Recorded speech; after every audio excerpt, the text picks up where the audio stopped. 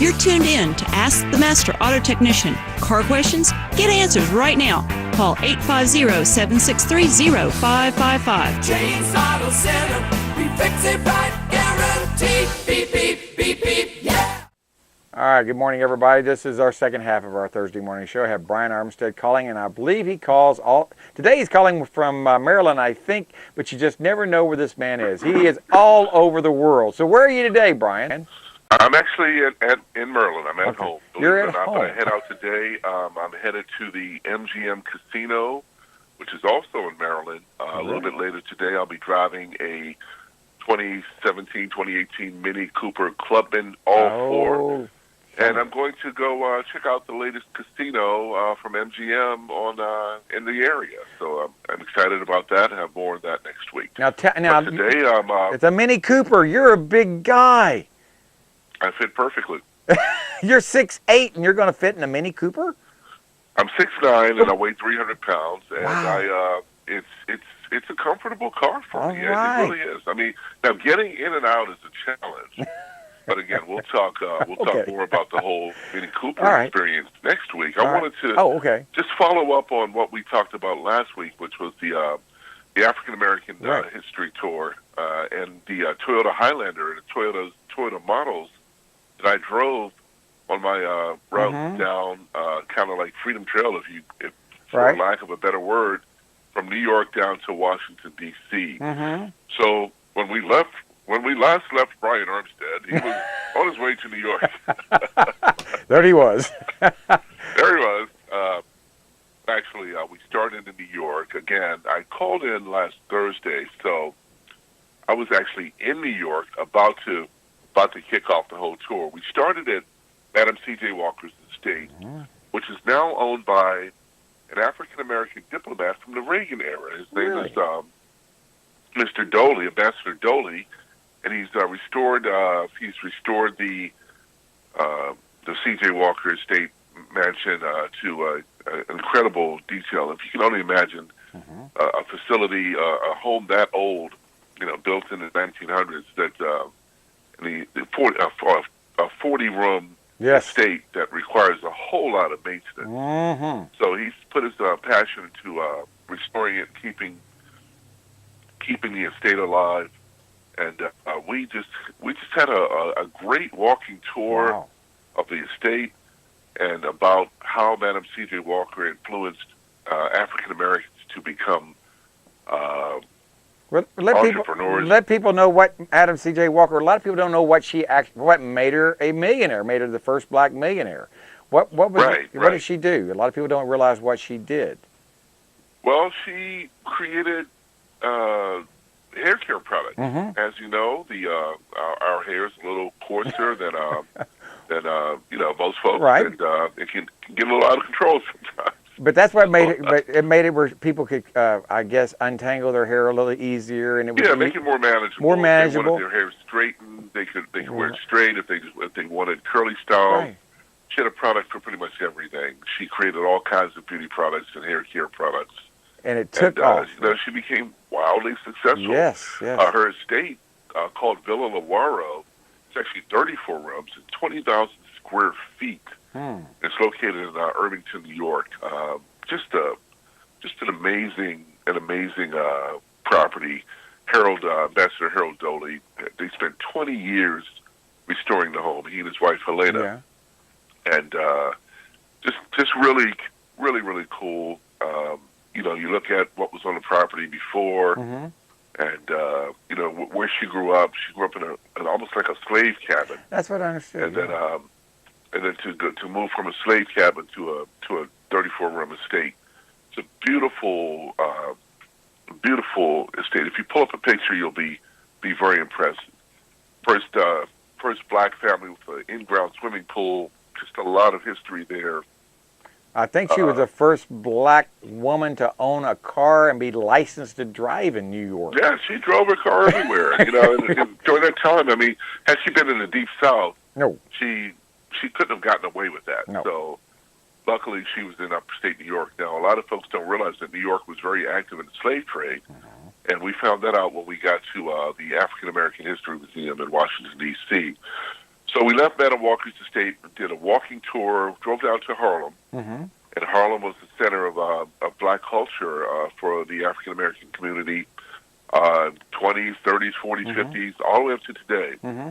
That's very much gentrified today, but back in the day, Harlem was it. If you wanted to become an entertainer, if you had a restaurant, or if you were an entrepreneur, you opened your business in Harlem, and a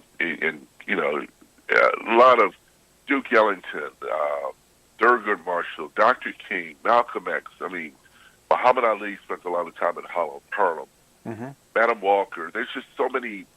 Billie Holiday, Ella Fitzgerald. There's so many stories that come out of Harlem. Sidney Poitier, Harry Belafonte.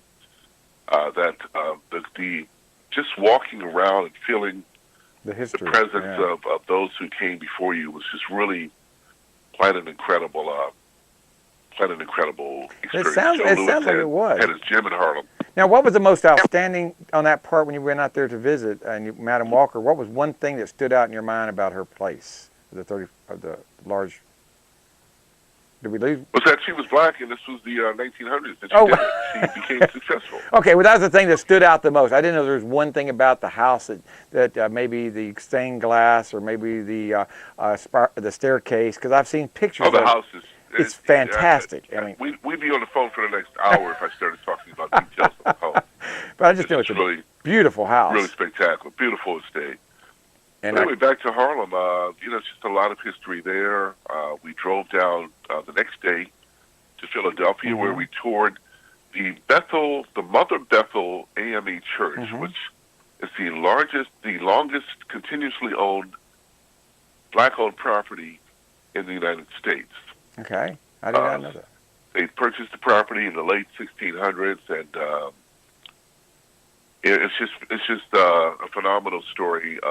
They've had many bishops who have led the church over the years, so we kind of got a sense of what role religion played in the African American experience. During times of strife. And the Mother Bethel AME Church, it's right around the corner from the Liberty Bell. And Independence Hall, and it's just an incredible story. Sounds like you had a fun time. about African Americans and their struggle. Now, let me see here. I've lost my place here just a little bit. It was founded in 1794, not in the 1600s. My apologies. 1794. But still, that's a long time to own a property. It's a long time to spread the word. So, had a very good tour of that facility. Then we went to the Belmont Mansion in Philadelphia, which was a site on the Underground Railroad. And I can only tell you what that experience was like. Harriet Tubman actually spent time there. They had a museum with artifacts, including a bill of sale for a slave, which was very powerful to view. Getting choked up about it. Yeah. Even speaking about it now, to see a bill of sale for a human being was just a really powerful experience. So a lot of memorabilia about the slave trade, about the Underground Railroad, and about the abolitionists, the black and white abolitionists. A lot of people think that no whites had a role in the slave trade. Well, in freeing slaves. Well, that's not true. There were thousands of people who were working to free slaves in the South and in the North. Now, in the South, they had to be undercover because they would be lynched or killed for collusion with slaves. But in the North, there were many abolitionists who passed through the Belmont Mansion, who created stops on the Underground Railroad. And the Underground Railroad was an unofficial railroad. It didn't go underground. There wasn't a railroad at all. So it was like a pathway from the South to the North and into Canada. From house to house. Thousands of slaves were able to get their freedom by taking the so-called Underground Railroad. And Harriet Tubman was the famous conductor on the railroad, and she took hundreds of trips from the North back down to the Deep South at great, great risk. Imagine bloodhounds tracking you, and people with guns and knives tracking you. Great risk to get to the North to freedom, but she kept going back and freeing other people, and that was her life's mission. Now, We ended up in D.C. Okay, at the African American Museum of History. right. And again, I could talk to you for another hour about all I saw there. It's my third time there. But this is a place where you have to go multiple times in order to really absorb all that is in place there. You start during the slave era. You go down an elevator with a timeline. So you descend into the slave era, and you pretty much start in the 1600s when the Portuguese and the Spaniards and the Brits started heavily trading in slaves from Africa to the U.S. and to the Caribbean and South America. If you think about Brazil and you think about Jamaica and all the islands in the Caribbean, those are black folks from Africa originally, correct, who helped to build those countries and to work the sugar plantations and the cotton plantations. So if you're ever in D.C., the Smithsonian Museum of African American History and Culture is a must-see. Sounds like because you'll learn so much about U.S. history and about the plight of African Americans in this country. It goes from slavery to success.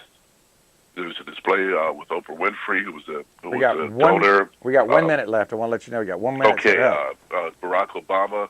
Just want to thank Toyota for an amazing tour. Their agency, Precise, out of Atlanta, put it all together.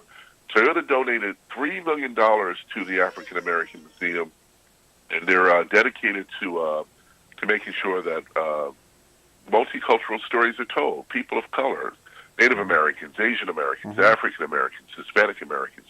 They want to make sure stories are told because the United States is a multicultural nation. So thank you, Toyota. Thank you, Precise. Had a great time driving the Highlander, terrific automobile. Didn't talk much about it, but it's a terrific automobile. Toyota.com for more on the Highlander.